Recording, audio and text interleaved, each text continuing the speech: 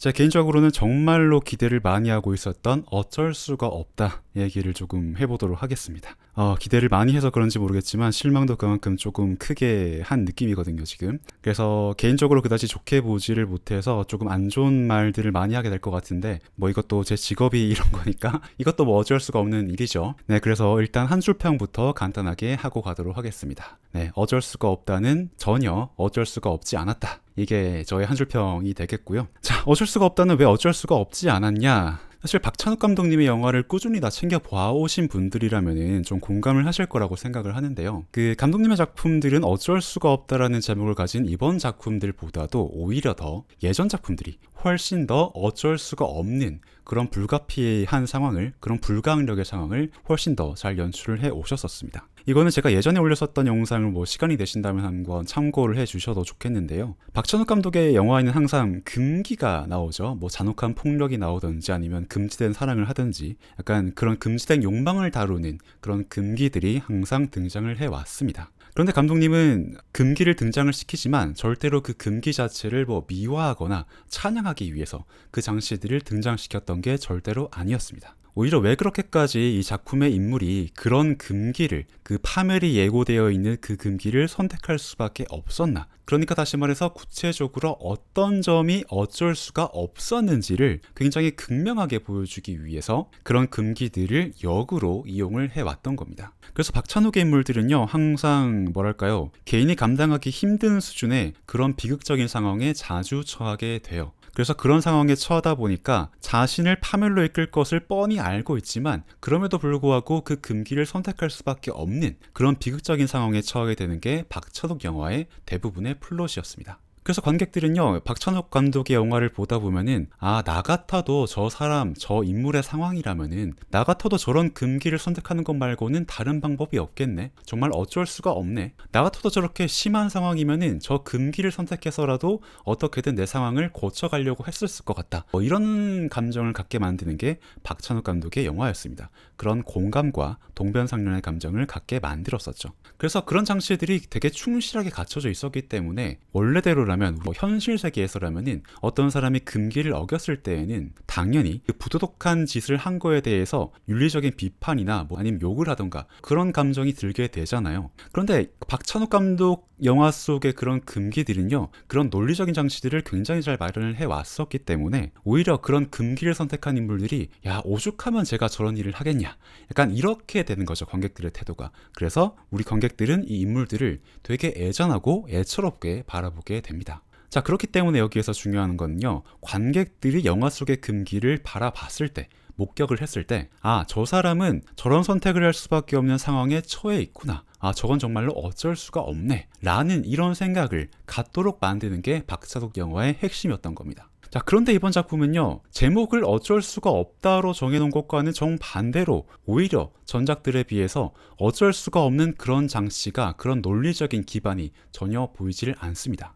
오히려 제목과는 정반대죠. 아니, 전혀 어쩔 수가 없지 않은 것 같은데, 아니 충분히 다른 선택을 할 수가 있을 것 같은데 저 사람은 왜 자꾸 저런 선택을 하는 걸까? 라는 생각을 계속 가지게 만들어요, 영화가. 그래서 주인공이 금기를 어기는 거에 대해서 관객들이 계속 의구심을 가지고 영화를 볼 수밖에 없도록 만들고 있습니다. 자, 생각을 좀 해봅시다. 주인공인 만수가 정말로 자신의 잠재적인 그 경쟁자 3명을 제거하는 것 말고는, 그 잔혹한 금기를 저지르는 것 말고는 다른 선택은 전혀 상상할 수 없는 그런 막다른 상황, 그런 불가항력적인 상황에 정말로 처해 있었나요? 사실은 아니잖아요. 충분히 다른 선택을 할 수가 있었습니다. 솔직히 직장에서 아내인 미리가 남편인 만수에게 얘기를 했던 것처럼 지금 살고 있는 주택을 그냥 팔아버리고 다른 곳에 있는 아파트로 전세를 가도 돼요. 그렇게 해도 삶은 사라집니다, 충분히. 그런데 너무나도 합리적인 그 미리의 말을 듣자마자 만수가 뭐라고 하나요? 어떻게 나한테 이사를 또 가라고 하는 거냐, 그리고 내가 이 집을 어떻게 마련했는데, 할아버지가 잃어버린 집을 내가 어떻게 다시 되찾았는데, 여기 한 땀 한 땀 인테리어 내가 다 어떻게 고쳤는데 이거를 포기하라고? 안 된다, 절대 안 된다, 뭐 이런 식으로 반응을 하잖아요. 자, 그래서 관객 입장에서는 그걸 보면서 어떤 생각이 들까요? 여러분들은 어떠셨나요? 그게 좀 공감이 되셨나요? 솔직히 만수의 그런 반응이? 저는 잘 모르겠거든요. 물론 뭐 인간적으로는 그래, 저런 이유가 있다면 포기하기가 힘들 수는 있겠네, 뭐 아쉬울 수는 있겠네, 뭐 그런 정도의 생각은 당연히 들긴 하죠. 근데 그렇다고 해서 그게 정말로 다른 사람 3명을 죽일 만큼의 그런 끔찍한 금기를 저지를 만큼의, 그러지 않고는 정말로 어쩔 수가 없는, 다른 방법이 없는 그런 불가피한 상황이었나요? 그런 불가항력적인 상황이었나요? 전혀 아니잖아요. 솔직히 그냥 자기 욕심이잖아요. 쓸데없는 집착이고. 그런데 그걸 위해서 무려 3명을 죽여버린다? 자기와 비슷한 처지에 있는 다른 남자 3명을? 그게 과연 정당화가 정말로 되는 걸까요? 저는 잘 모르겠습니다. 그래서 저는 이걸 보고 나서 차라리 이야기가 이렇게 갔으면 오히려 얘기가 됐을 거라고 생각을 해요. 물론 좀 재미는 없었을 수도 있겠죠. 자, 이렇게 좀 생각을 해보자고요. 만수의 딸인 리원이가 자폐 스펙트럼을 가지고 있잖아요. 그래서 리원이가 심리적인 안정을 유지하기 위해서는 그 리투 시투, 이 반려견 2마리가 반드시 있어야 한다. 필수적으로 있어야 한다. 그런데 아파트로 가면은 이런 개를 못 키우잖아요. 그래서 아파트로 가면은 리원이가 반려견을 잃어버리기 때문에 리원이가 심리적인 안정을 유지할 수가 없어요. 그래서 딸 리원이를 위해서라도 반드시 지금의 집을 사수해야만 한다. 최소한 이런 식의 설명이라도 들어가 있었으면은 뭐 이게 완벽한 논리적 기반은 되지 않더라도 최소한 지금보다는 조금 더 정당성이 생겼을 거라고 생각을 합니다. 그런데 영화에서 그런 지점을 뭐 제대로 강조를 해준 적이 있었나요? 사실 아니잖아요. 그냥 이 집을 지켜야 하는 이유는 그냥 아빠인 만수의 시점으로만 설명이 되고 있습니다. 뭐 이 집은 할아버지가 예전에 잃어버렸었던 집이고 내가 어렵게 돈을 벌어서 되찾은 집이고 이걸 되찾는데 몇십 년이 걸렸고 뭐 물론 안타까운 게 맞긴 한데 그렇다고 생존이 위협받을 만큼의 지금 당장 죽을 만큼의 그런 절박한 정도는 아니라는 거죠. 자, 그래서 이게 정말로 보고 있으면은 이게 진짜로 어쩔 수가 없는 게 맞나? 라는 생각이 계속 드는 겁니다. 뭐 영화에서는 직장을 잃은 중산층에 비해 생활의 압박을 받는 가정의 절박함, 뭐 이런 것들을 표현하면서 결국에는 만수가 살인 계획을 짜게 되는 그런 구조로 흘러가는데요. 그런데 이 살인을 결심하게 되는 장면 연출도 좀 그래요. 자, 기억을 하실 겁니다. 만수가 소파에 누워서 유튜브로 그 문제지의 작업반장인 최선출의 영상을 이렇게 부러워하면서 보고 있으니까 아내인 미리가 옆에 누워가지고 말을 그렇게 하잖아요. 아, 저 사람은 없으면 우리 남편이 저 자리에 들어갈 텐데, 뭐 이런 식의 말을 하니까 순간적으로 만수가 그 말을 듣자마자 뭔가 깨달음을 얻게 되죠. 근데 이 장면의 연출이 조금 저는 좀 이상하다고 생각했어요. 왜냐하면은 작품이 아무리 그 잔혹한 코믹극을 지향을 하고 있다곤 하지만 이게 사람을 죽일 결심을 하는 순간에 어울리는 상황과 분위기가 정말로 맞을까요? 저는 잘 모르겠거든요. 왜냐하면은 전체적으로 너무 여유롭습니다. 전체적인 분위기가. 왜냐면 만수가 이 필연적인 어떤 결심을 하게 되는 상황이잖아요. 아, 나는 지금 이 상황에서는 이 사람을 죽여야만 내가 살 수 있구나. 내가 이걸 해야만 되는구나. 이런 깨달음과 결심을 동시에 하게 되는 그런 장면인데, 그런 비장한 마음을 먹기에는 상황이 그다지 절박하지도 필연적이지도 않습니다. 솔직히 뭐 당근에 이런저런 가구 내놨다고 하긴 하는데 아직까지도 이 집안의 인테리어는 너무 고급스러워요. 이게 정말 중산층의 평범한 이 월급이 지금 잘려가지고 생활이 궁핍한 사람들의 집안 환경이라고? 라는 생각이 들 수밖에 없는 그런 배경들이 자꾸 보이다 보니까 이 상황과 매치가 자꾸 안 되는 겁니다. 그리고 심지어는 이 대화가 등장하기 전에는 딸인 미원이가 거실에 앉아서 이제 헤드폰을 끼고 막 공부 삼아서 또 심신의 안정을 위해서 클래식 연주를 듣고 있는 장면까지 나오잖아요. 되게 평화롭고 일상적으로. 그래서 일상이 깨졌다는 느낌이 전혀 들지가 않아요. 그러다 보니까 이게 지금 상황이 살인이라는 금기를 떠올리게 되는 순간과는, 그런 절박한 상황과는 이 조건이나 분위기가 전부 다 어긋나 있는 느낌이 굉장히 강하게 듭니다. 물론 의도적으로 이렇게 어긋난 상황과 뭐 분위기가 어긋나는 상황을 일부러 연출해서 기괴한 분위기를 연출하는, 의도적으로 연출하는 그런 장르가 있긴 하죠. 그런데 그런 기괴함의 문법이 성립을 하려면요, 최소한 인물의 성격이나 비극성이 역설적으로 그 어긋남을 통해서 강조되는 방향으로 연출이 되어야 합니다. 박찬욱 감독의 전작들이 사실은 다 그렇잖아요. 뭐 상황과 전혀 어울리지 않는 소재나 뭐 평화로운 소재나 감정선이 자주 연출이 되곤 하지만 그게 결국에는 전부 다 인물의 성격이나 비극적인 상황을 강조하는 기능을 하기 때문에 그 비극성을 훨씬 더 돋보이는 역할을 충분히 해주고 있기 때문에 그쪽으로 연결이 되기 때문에 최소한 표현 양식과 표현하려는 내용 사이에 연결성이 안 느껴지진 않는단 말이에요. 충분히 그 연결성이 느껴집니다. 그런데 이번 작품에서는 그 기괴하게 연출하려는 부분들이 기괴하지가 않고 그냥 이상하기만 해요. 괴상하기만 합니다. 그 등장인물들의 과장된 행동이나 그 상황이랑 어긋난 분위기에서 분명한 의도가 느껴지기 때문에 그게 기괴함으로 다가온다기보다는요, 그냥 정말로 공감이 안 돼서 쟤 왜 저러냐, 쟤 좀 이상한데? 약간 이런 느낌으로만 조금 이상하게, 괴상하게만 다가온다는 거죠. 그래서 박찬욱 감독의 영화에서 항상 제가 느꼈었던, 그리고 모두가 아마 느끼셨을 그 금기 선택의 불가항력, 그 불가피함이 이번 작품에서는 거의 느껴지지가 않았습니다. 그래서 여기서 좀 다른 영화랑 비교하는 거 좀 실례인 건 알지만 이게 어쩔 수가 없는 게요, 즉 기생충을 한번 떠올려 보자고요. 기생충에서 그 기생충 가족들이 그들의 행실이 비록 부도덕할지언정 최소한 그들이 생존의 위협을 받고 있다는 사실만큼은 아주 절절하게 표현이 되고 있잖아, 영화 안에서. 이 사람들은 이것 말고는 더 이상 살아갈 길이 없도록 절박한 상황에 내몰려 있는 사람들이 맞습니다. 그래서 기생충 가족의 그 상황을 보고 있으면, 나도 저런 상황에 내몰리게 되면, 나 같아도 저런 상황에서 저런 개꿀 알바 자리가 들어오게 되면은 솔직히 나 같아도 좀 유혹을 당할 것 같다, 나 같아도 좀 아줌마 쫓아내고 우리 가족이 다 해먹어 버릴까, 이런 생각을 하게 될 것 같다, 그런 느낌을 가져가면서 보게 된단 말이죠, 아주 자연스럽게. 자, 그런데 이번 어쩔 수가 없다에서는 솔직히 그런 생각이 좀 드셨습니까? 저는 개인적으로 안 들었거든요. 그리고 인터넷 반응들을 보면은 아마 많은 분들이 그러신 것 같아요. 그래서 그 아무리 궁핍함에 대한 기준이 사람마다 다 다르다고는 하지만 솔직히 그 만수랑 만수 가족이 겪고 있는 상황이 저게 살인을 저지르지 않고는 어쩔 수가 없는 상황은 솔직히 아니잖아요. 다른 선택지가 있잖아요. 그 만수가 잠깐 파피루스에 면접 가기 전에 이마트 트레이더스에서 잠깐 알바하다가 슈트 벗어던지고 빤스바람으로 있었던 것처럼 사실 그런 데서 잠깐 일을 해도 되는 거고, 제가 느끼기엔 그렇거든요. 제가 너무 어렵게 살아서 계급 하락에 대해서 너무 쉽게 생각하는 건지 모르겠지만 지금 당장 유튜브의 다큐멘터리만 좀 찾아봐도요, 그 퇴직을 한 이후에 재취업을 하기 위해서 노력을 하고 있는 아버님들, 우리 현실 세계 속의 아버님들이 진짜 많단 말이에요. 그래서 엄연히 우리 현실 속에 멀쩡히 존재하고 있는 저 진짜 중산층들이, 저 사람들이 더 절박한 상황을 보여주고 있는데, 그렇다고 해서 저 사람들이 무슨 이상한 짓을 저지르진 않잖아요. 그런데 이번 영화에서는 내가 그 잃어버린 고소득의 일자리가 너무 아쉬워, 내가 저걸 되찾기 위해서는 어쩔 수가 없으니까 좀 사람 좀 죽여야겠네, 약간 이런 결론으로 가버리는 게, 사실 아무리 영화적인 좀 과장을 섞는다고 하더라도 공감은 좀 안 된단 말이에요, 저는 개인적으로. 그런데 영화는 그런 잔혹한 캐릭터를 하물며 사이코패스가 아니라 그 대한민국의 일반적인 가장처럼 그리고 있단 말이에요. 이게 되게 보편적인 상처인 것처럼 그리고 있어요. 이거는 모두에게 일어날 수 있는 비극입니다, 라는 식으로 영화가 그리고 있단 말이에요. 그래서 이게 정말로 일반적인 중산층의 이야기가 맞는가? 이걸 정말 우리가 공감하고 보라고 만든 이야기가 맞는가? 라는 의문이 자꾸 이게 이 명치에서 걸려요. 그래서 공감을 못 하겠더라고요. 그래서 어떤 사람에게는 솔직히 불쾌할 수도 있는 연출이라고 생각을 합니다. 아니 저 정도의 생활 수준을 유지하고 있으면서 어쩔 수가 없다는 말을 하면서 막 사람을 죽여? 자기 욕심 때문에 사람을 죽인다? 거기다가 그냥 죽이는 것도 아니고 막 분재처럼 관절을 분질러가지고 이제 으스러뜨려서 압축해가지고 사람을 찌그러뜨려서 파묻는다? 왜 그렇게까지 해야 되지?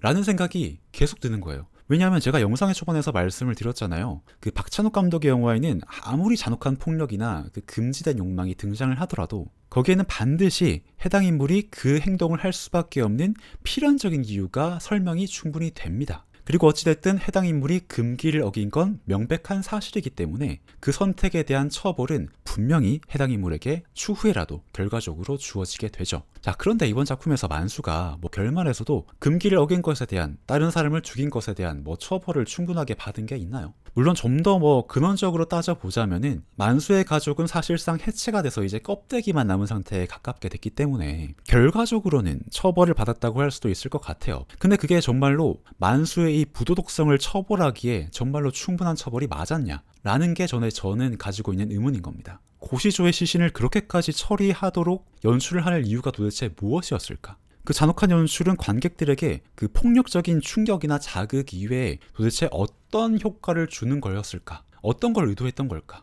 물론 그게 공감이 안 된다 뿐이지 이해가 안 되는 건 아니죠. 만수가 고시조를 그렇게 파묻어 버림으로써 결국에는 아내와 아들이 그 비밀을 알아차리게 되잖아요. 그래서 그것 때문에 결과적으로는 그 아빠에 대한 신뢰를 잃어버리고 아빠를 심지어는 두려움의 대상으로 삼게 되고, 그래서 가족이 실질적으로 무너지는 결정적인 계기가 되기도 하죠. 그래서 결과적으로는 가족은 분명하게 해체가 됐습니다. 그 형식적으로는 해체가 안 됐을지 몰라도 본질적으로는 해체가 된 상태가 맞죠. 그래서 그 시절을 그렇게 파묻어버리는 잔혹한 그런 폭력적인 연출이, 그 만수가 사실은 나뭇가지를 비틀어서 분재를 막 하는 것처럼 자기 주변의 모든 것을 뭐 관절을 부러뜨리고 구리선을 이어가지고 움직이지 못하도록 압박을 해버리고, 가족들이 이렇게 껴안아서 1분만 이렇게 있자 하면서 그 자기가 원하는 형태로 가족이 뭉치게끔 만드는 뭐 이런 식의 행동을 하는 사람이 사실은 만수잖아요. 만수는 사실 자기 주변의 모든 것을 자기가 원하는 방향대로 온실 속의 그 분재처럼 원하는 대로 조작하는 인생을 살아왔음을 은유하는 장치라는 게 그 고시조의 그 잔혹한 최후에 대해서 그렇게 이해를 할 수는 있죠.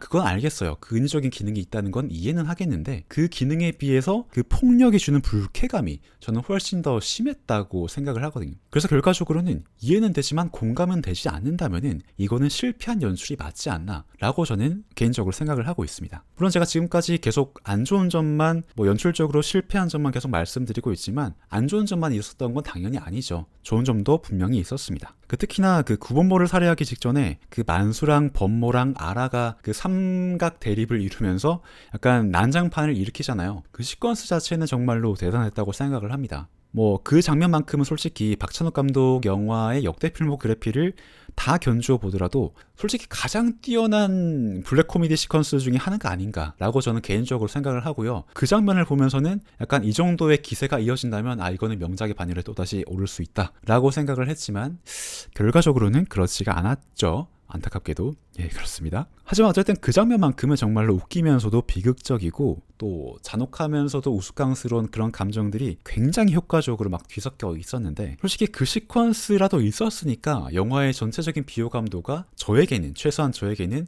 그나마 막 이만큼이었던 게 요만큼으로 좀 상쇄가 된 느낌이 솔직히 좀 있습니다. 그 장면이라도 없었으면은 이 영화에 대한 인상이 정말 나쁠 뻔했는데 그 장면은 정말로 좋았습니다, 개인적으로. 그런데 그 장면이 좋았던 만큼 좀 아쉬운 점도 있어요. 자, 그 구본모라는 캐릭터의 파트가 너무나 성공적이었기 때문에 저는 오히려 더 아쉬웠습니다. 왜냐하면은 차라리 구본모와 그 케미를 형성하고 라포를 형성하는 그런 방식처럼 이 방향으로 영화를 쭉 밀고 나갔었으면은 오히려 그 관객들의 공감을 얻기에도 쉽고 그 만수의 어떤 행동을 설득하는 데에도 훨씬 더 설득력이 있었을 것 같은데, 사실 영화의 연출이 전체적으로 공감이 잘 되지 않고 있는 이유는요, 제가 거듭 말씀드리지만 이 만수의 행동이 어쩔 수가 없는 것으로 느껴지지가 않기 때문인 거잖아요. 그런데 제가 거듭 말씀드리는 것처럼 범모 파트에서는 실제로 어쩔 수가 없는 것처럼 느껴졌습니다. 왜 그러냐면은 범모가 그 조용필의 그 쩌렁쩌렁한 노래, 스피커로 쏟아져 나오는 노래를 들으면서 왜 자신이 술에 쩔어서 살 수밖에 없는지를 막 호소를 하잖아요. 근데 그게 100% 합리적인 이유는 아니겠지만 저는 개인적으로 감정적으로 충분히 이해가 됐단 말이에요. 그 자기는 허리가 아파서 집 나르는 일도 못한다. 그리고 내 아내는 그 집이라도 팔아서 그 돈으로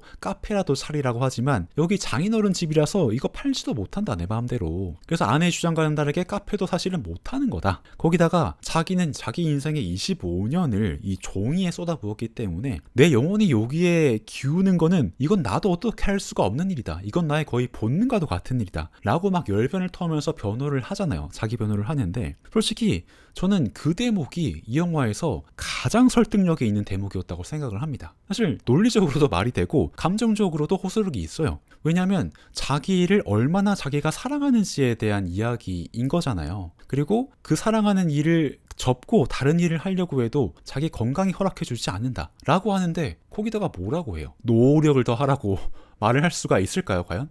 뭐 사실 생계가 눈앞에 있다면 물론 그런 말도 해야겠지만 그런 상황은 또 아닌 것 같잖아요. 그러다 보니까 저거는 되게 설득력이 있네? 저거는 되게 좋다 라는 생각을 했어요. 그래서 차라리 범모가 자기 변호를 그렇게 열을 다해서 토했던 것처럼 내 업에 대한 자긍심을 지키기 위해서 좀 잘못된 일을 저지르는 건 어쩔 수가 없다 라는 식으로 갔었다면은 그 만수가 그랬던 것처럼 내 고소득이 보장된 내 일자리를 지키기 위해서 사람을 죽이는 건 어쩔 수가 없다 보다는 훨씬 더 이쪽이 법모 쪽이 훨씬 더 저는 설득력이 있을 거라고 생각을 합니다. 그 소득이 아니라 오히려 업에 대해서 나름의 숭고한 철학을 가지고 있는 이 중년의 남자들이 그걸 지키기 위해서 불가피한 선택을 했었다면은 오히려 그 나의 이 알량한 고소득을 위해서 어쩔 수가 없다는 핑계를 대면서 남들을 죽이는 지금의 플롯보다는 훨씬 더 어쩔 수가 없지 않았을까? 훨씬 더 정당성이 있지 않았을까? 그런 생각을 하면서 영화를 봤습니다. 그래서 그렇게 한다면은 지금처럼 괴상하기만 한 거를 좀 넘어서 그래도 기괴함의 영역으로는 넘어갈 수 있지 않았을까? 뭐 그런 생각을 혼자 하면서 봤었습니다. 그래서 이렇게 아쉬운 점이 굉장히 많은데요. 제가 근데 감독님 인터뷰를 찾아보니까 역시 감독님도 제가 이렇게 부정적으로 얘기하고 있는 부분을 역시 모르고 이렇게 연출하신 건 아니에요. 인지를 다 충분히 하신 상태에서 연출을 하신 거더라고요. 자, 여기 기사를 보시면은 관객이 만수의 행동과 심정을 어디까지 긍정할 수 있는가가 영화의 핵심이다. 이병헌도 걱정을 하더라. 과연 그 일을 위해서 3명이나 죽이는 것을 관객이 이해해줄까? 사실 그렇다. 어떻게 해도 그럴 수는 없다. 라고 정확하게 말씀을 하고 있죠. 박찬욱 감독도 이 만수의 선택에 대해서 사실 이해받을 수 없는 행동이란 거를 충분히 인지를 하고 이렇게 연출을 하고 있습니다. 이런 반응이 나올 것을 다 알고 있고 윤리적으로도 그렇게 하면 안 된다는 게 타당하다고 생각을 하지만 그럼에도 불구하고 이렇게 연출을 한 이유는 그래도 어느 구간에서는 관객들이 만수의 행동에 이입을 하는 구간이 분명히 있을 것이기 때문에 그 구간에서 관객들은 나약한 인간으로서 가질 수밖에 없는 자기 자신의 어떤 속물성을 스스로 들여다보지 않겠느냐. 그 만수를 거울 삼아서 자기 자신의 속물성을 들여다보는 순간이 있지 않을까. 그거를 발굴하기 위해서 이렇게 연출을 한 것이다. 라는 게 제가 이해하고 있는 이 박찬욱 감독님의 연출 의도인 것 같습니다. 그런 연출의 의도가 있다는 거는 이해가 좀 되시죠? 근데 이해가 되는 것과 공감이 되는 거는 다른 거라고 제가 계속 말씀을 드리고 있잖아요. 여기서도 마찬가지입니다. 감독님이 그런 의도를 가지신 건 알겠어요. 아, 그렇지. 그런 거를 의도하실 수는 있지. 라고 이해는 돼요. 근데 제 마음이 그걸 보고 있는 제 마음이 감독님의 의도대로 움직이지가 않았다는 게 문제죠. 저는 계속 말씀드리지만 그 만수가 계획한 3번의 살인을 전부 다 쟤 왜 저러냐 약간 이런 생각을 하면서 봤기 때문에 그 감독님의 연출의 의도대로 그 만수를 통해서 내 안의 속물성을 비춰보는 그런 메타적인 체험은 솔직히 잘 하지 못했던 것 같습니다. 그 만수한테 전혀 공감이 안 됐었기 때문에 만수가 가지고 있는 속물성을 통해서 나의 속물성을 들여다보는 그런 관통적인 체험은 잘 하지 못했던 것 같아요. 죄송합니다. 왜냐하면 아무리 생각해도 만수는 그 저 같은 사람이 아니란 말이에요. 나랑 똑같은 상황에 있는 사람이 아니에요. 아무리 봐도. 이게 무슨 말이냐면은 작품상에서는 만수가 중산층으로 설정이 되어 있긴 하죠. 근데 솔직히 만수가 중산층이 맞나요? 저는 잘 모르겠거든요. 솔직히 제가 생각하는 정서적인 진짜 중산층은 만수가 지켜주지 못했었던 그 현장직의 그 동료들이 진짜 중산층이잖아요. 그런 반면에 만수는 어쨌든 작업반장이었고 아무리 봐도 상위 소득계층에 속해 있어야 유지가 가능할 것 같은 저택을 보유를 하고 있고 영화 자체도 그 골든 리트리버 2마리를 키우고 있는 그 그림 같은 저택에 부족할 것 하나 없는 완벽한 4인 가족의 화목한 모습을 조금 과장되게 연출을 하고 있잖아요. 영화의 초반부에 일부러 과장되게 연출을 하잖아요. 그래서 그런 것들을 보면은 오히려 그런 도입부에서는 만수의 가족을 전형적인 중산층에서 비껴나가도록 연출을 하고 있는데 정작 연출의 의도는 만수를 중산층으로 봐주세요가 연출의 의도라고 말씀을 하시니까 이게 조금 앞뒤가 안 맞는다는 생각이 좀 많이 들었습니다. 그래서 중산층이 아닌 만수의 모습을 보면서 대중들이 스스로의 중산층적인 속물성을 들여다보도록 희망한다. 그런 걸 기대한다. 라는 거는 제가 감독님의 의도를 이해하고 있는 게 지금 맞다면 저는 솔직히 그 의도가 효과적으로 발휘되지 못하는 방향으로 연출이 됐다고 생각을 합니다. 그래서 개인적으로는 굉장히 아쉬운 작품이라고 생각을 합니다. 물론 안 좋은 얘기를 제가 너무 많이 했지만 아까 말씀드린 구본모 파트도 그렇고 좋은 점이 당연히 없지는 않아요. 일단 제가 인상적으로 봤던 거는 박찬욱 감독님은 되게 히치콕스럽다고 해야 될까요? 그 중첩 구조를 상당히 잘 쓰신단 말이죠. 이 중첩 구조라는 게 실제로 있는 용어인지 모르겠지만 이게 무슨 말이냐면은 그 만수가 초반에 와이프인 미리에게 신발을 선물을 하잖아요. 신발을 선물하니까 미리가 신발은 선물하는 거 아닌데 라고 하면서 그 신발은 곧 바람이다 라는 메타포를 우리 애들한테 인지를 시키잖아요. 자, 그래서 우리들은 미리가 저 신발을 신고 언제쯤 춤바람이 나가지고 바람을 피게 될까? 그런 생각을 하면서 이 불안한 이야기를 따라가게 되는데, 정작 바람을 피게 되는 건 아이러니하게도 법모의 아내인 아라라는 정반대의 전개를 우리는 만나게 됩니다. 되게 흥미로운 구조죠. 그래서 이 정반대의 전개는 이 만수 미리 부부와 법모 아라 부부의 이 둘 사이에 미묘한 공통 분모를 만들어내면서 이 두 그룹을 살짝 겹쳐 보이게 만드는 그런 효과를 가지고 있습니다. 자, 그래서 만수가 알게 모르게 자기 아내의 불륜을 걱정을 안 그래도 하고 있었는데, 실제로 자기와 되게 비슷한 처지에 있는 법모의 아내가 바람을 피워버리니까 자기의 부부관계와 법모의 부부관계를 이렇게 중첩시켜서 겹쳐서 바라보게 되면서 법모가 배신을 당했던 것처럼 나도 배신을 당할지도 모른다, 나도 바람을 맞을지도 모른다 라는 그런 극도의 불안감에 휩싸이게 되죠. 그래서 이런 되게 텍스트가 풍부해지도록 만드는 거를 저는 중첩 구조라고 개인적으로는 부르고 있는데, 그 하나의 공통점을 이용해서 전혀 다른 존재인 두 인물의 상황이 이렇게 포개해지도록 만드는 굉장히 문학적으로 풍부한 효과를 가지고 있는 장치라고 저는 생각을 합니다. 자, 그런 점에서 저는 만수 할아버지의 설정도 되게 흥미롭긴 했어요. 만수 할아버지는 마을에 그 역병이 돌아가지고, 아마 구제역이겠죠? 구제역이 돌아가지고 돼지 2만 마리를 다 마을에 묻은 다음에 결국에 자기 저택도 뺏길 만한 상황이 되니까 창고에서 목을 매달아서 자살을 했다는 그런 이야기도 사실은 만수에 대한 중첩 구조가 아닐까? 뭐 그런 생각을 하면서 영화를 봤습니다. 왜냐하면은 만수도 이 할아버지처럼 마을 땅에다가 돼지를 묻었잖아요. 돼지라고 믿어지는 그런 존재를 묻었고, 할아버지처럼 상대방이 나를 쏘기 전에 내가 먼저 상대방을 쐈으니까 결국에는 할아버지의 운명을 만수가 뒤쫓아가고 있는 그런 구조라는 생각이 드는 겁니다. 이런 공통분모들을 통해서. 그래서 결국에는 만수도 할아버지처럼 창고에서 목을 베지 않을까, 그런 거를 암시하는 장치가 이 중첩 구조에 있지 않을까라는 생각을 계속하면서 봤기 때문에, 이런 점들은 확실히 텍스트를 풍부하게 만드는 그런 연출적인 장치라고 생각을 하고요.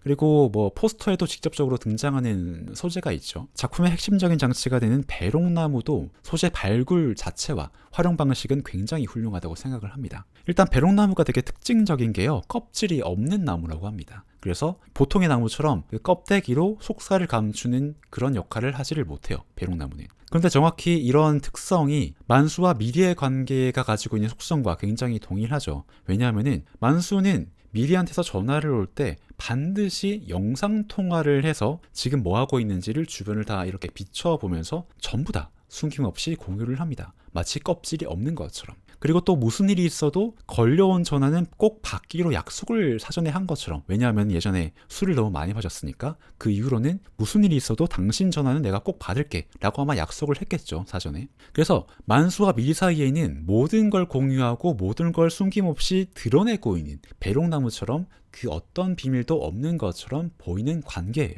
그래서 완벽한 신뢰관계를 구축하고 있는 것으로 보이죠. 그리고 실제로도 되게 단단한 신뢰관계를 구축하고 있어요. 이 관계가 파국으로 치달기 전까지는. 거기다가 배롱나무가 되게 뒤틀리면서 자라는 그런 모습을 보이고 있잖아요. 그래서 그 뒤틀림들은 어떤 관계의 뒤틀림을 뭐 상징하는 것일 수도 있겠고, 또 포스터를 보면은 뒤틀린 나무들 각자의 가지에서 되게 다양한 인물들이 저마다 자리를 잡으면서 이 한 뿌리에서 복잡하게 얽혀서 뻗어나가 있는 그런 관계를 보여주는 메타포가 있는 것 같기도 하고요. 거기다가 배롱나무의 그 꽃이 백일홍이라고, 100일 동안 핀다는 뜻으로 백일홍이라고 불린다고 합니다. 굉장히 일반적인 꽃들보다는 훨씬 더 오래 사는 그런 질긴 생명력을 보여주는 꽃이기 때문에 이 모든 뒤틀림을 기반으로 해서 어려움을 이겨내고 결국에는 꽃을 피우고 그 꽃을 끈질기게 유지를 한다는 점에서 뭐 만수와 만수의 가족이 보여주고 있는 서사와 좀 일맥상통하는 구석이 분명히 있기는 하죠.